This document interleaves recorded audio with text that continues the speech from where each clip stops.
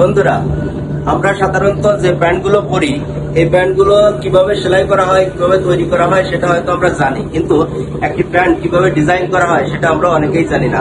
আজ আপনাদেরকে দেখাবো কিভাবে ডেনিম স্লং প্যান্ট হুইস্কার ডিজাইন করা হয় লেজার মেশিনের দ্বারা। দেখুন, এটা একটা সাধারণ বডি, ডিজাইন ছাড়া, আর এটা হচ্ছে ডিজাইন করা।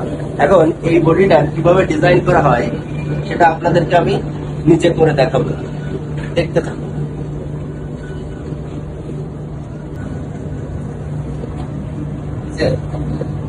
ঠিক আছে, দেখুন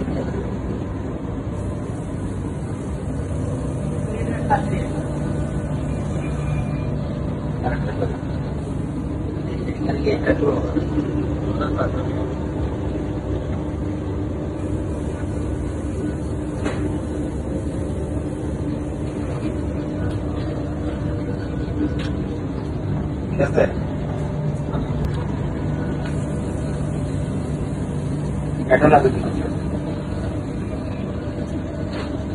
দেখুন বন্ধু, একটা বডি কিভাবে ডিজাইন করে ফেললাম, অসাধারণ না? একদমই অসাধারণ।